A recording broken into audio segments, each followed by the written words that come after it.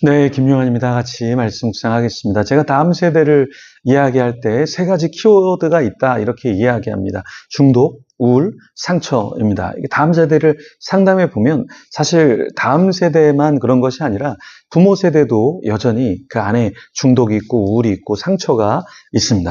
그러니까 특별히 이 상처가 나이가 든다고 해서 없어지는 게 아니더라고요. 나이가 들어도 부모님에 대한 상처, 친척들, 형제들, 선생님, 목회자, 어떠한 동료, 친구들, 이런 사람들에게 상처를 받고 여전히 끙끙대고 있더라고요.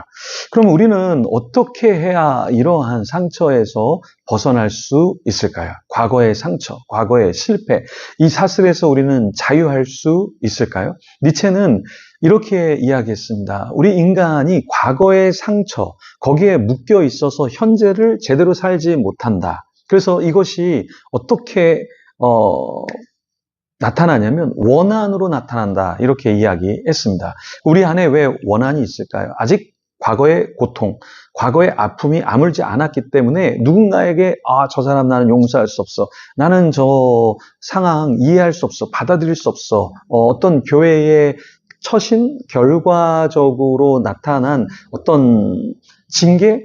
나는 받아들일 수 없어. 이렇게 생각할 수도 있다라는 거예요. 빅터 프랭클이라고 하는 유대인이 있는데요. 이 사람이 유대인 수용소의 생존자였죠. 그 당시에 어떤 나치의 독일의 핍박을 받고 고문을 받고 엄청나게 괴로워했었죠.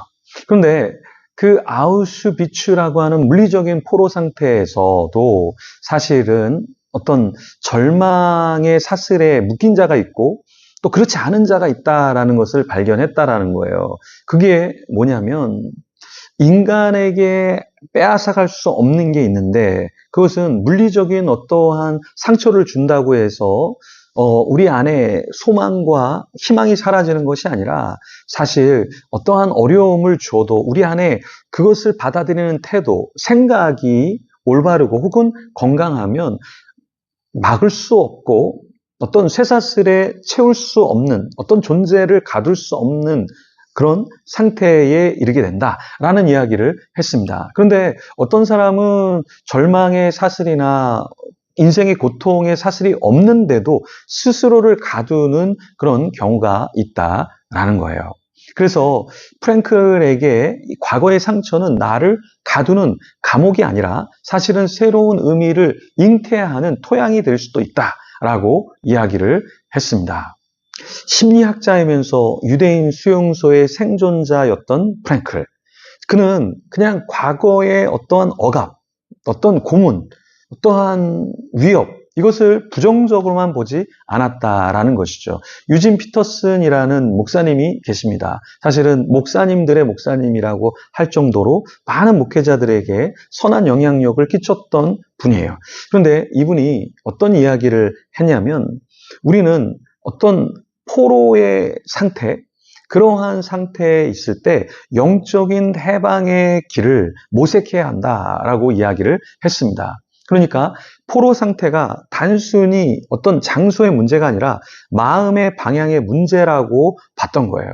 그러니까 내가 어떠한 재정적인 어려움에 포위되어 있거나 관계적인 어려움에 빠져 있거나 또 어떤 건강상의 어떤 사건 사고에 연루되어서 어려움을 당할 때 그것을 단순히 그냥 나는 포로로 잡혀 있어, 나는 어쩔 수 없어 하고 그냥 저항을 끝내는 것이 아니라 기도를 통해서 내가 이러한 포로 상태에 있지만 하나님, 제가 하나님을 통해서 살아나기를 원합니다 라고 하는 영적인 해방을 우리가 추구할 때 그러한 상황 가운데서 놀랍게 우리가 하나님 앞에 회심하게 되고 하나님 앞에 우리의 마음을 돌이키는 그러한 디딤돌이 되고 통로가 된다라는 것이죠.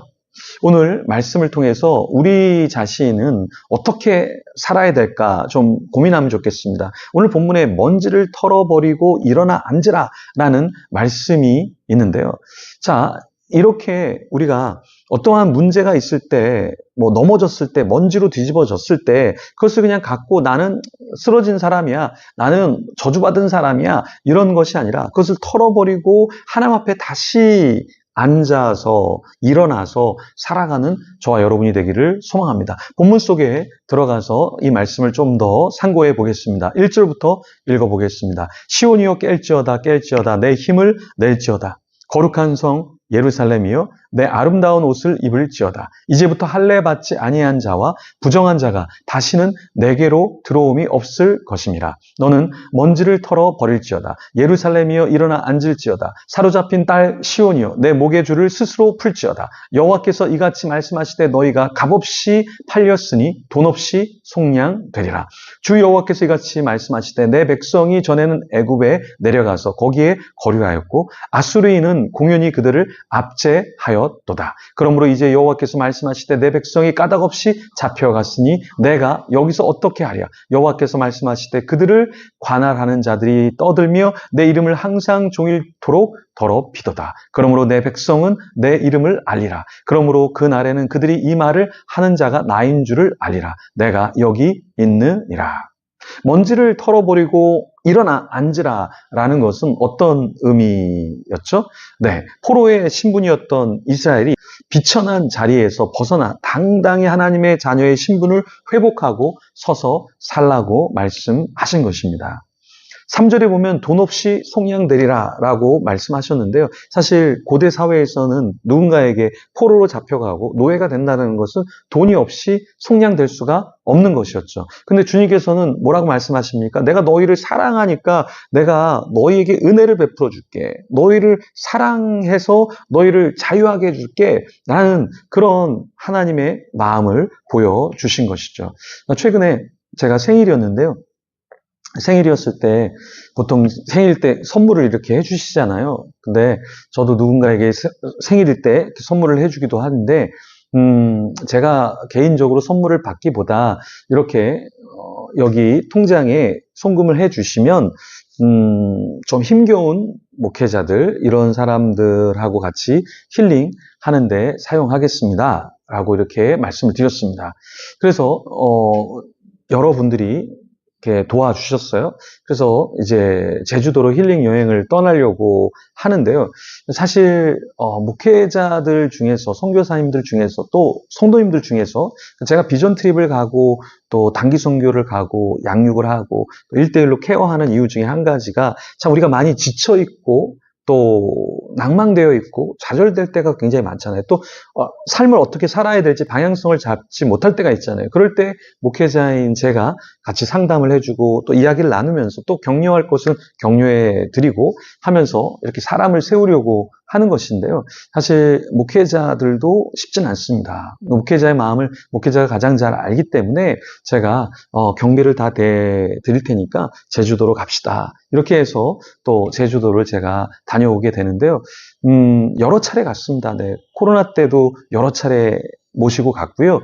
그런데 제가 이 사역을 계속 하는 이유가 있습니다. 때로는 개척교회 목회자들 중에서 뭐 여행을 가고 싶지만 혹은 쉼을 갖고 싶지만 갖지 못하는 경우가 많아요. 내가 이렇게 목회도 못하는데 교회 재정도 없는데 내가 어딜 가 이렇게 생각하면서 계속 집에만 있는 경우가 굉장히 많습니다. 근데 목사님들만 힘든 게 아니라 사실은 사모님들도 그런 모습을 보는 사모님들도 힘겹고요. 자녀들도 힘들 수 있습니다. 그래서 돈 없이 여행 한번 가시죠. 이렇게 말씀해서 제가 이렇게 목회자들을 모시고 가는 경우가 있습니다. 오늘 본문의 이사야 52장에 보면 하나님께서는 하나님의 백성들이 바벨론 포로의 그 생활에서 지쳐서 죽기를 원하시지 않아요. 그래서 하나님께서는 애굽의 사건을 언급하셔요. 그리고 아수르에 압제당했던 사건을 4절에서 언급하셔요. 왜 하나님께서는 굳이 이러한 사건들을 계속 열거하실까요? 하나님은 너희들이 애굽에 있는 걸 나는 별로 원치 않아. 그 노예 생활 별로 원치 않아. 아수르의 압제 난 별로 원치 않아. 바벨론의 이 포로 생활 나는 원치 않아. 난 너희가 자유하면 좋겠어. 그래서 하나님께서 자유하도록 값없이 속량해 주시고 그 백성을 위로해 주시는 거예요. 9절에 보면 너 예루살렘의 황폐한 곳들아 기쁜 소리를 내어 함께 노래할지어다. 이는 여호와께서 그의 백성을 위로하셨고 예루살렘을 속량하셨음이라. 영적인 예루살렘인 우리를 하나님께서는 지금도 기쁘게 살아가기를 원하십니다. 기쁜 하루 매일의 삶 누리는 여러분이 되기를 간절히 소망합니다. 같이 기도하겠습니다.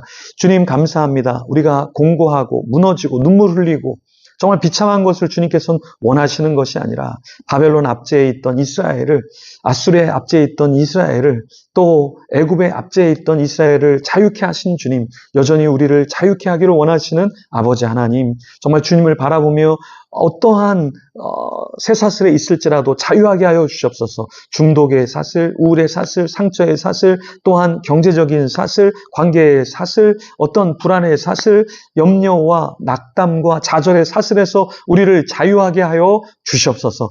주님을 믿고 신뢰하는 가운데 지금은 죽을 것 같지만 하나님 죽지 않게 하시고 살아서 여호와의 영광을 드러내는 자 되게 하여 주시옵소서. 감사합니다. 예수님 이름으로 기도합니다. 아멘. 계속해서 기도하며 주님 앞에 나가겠습니다.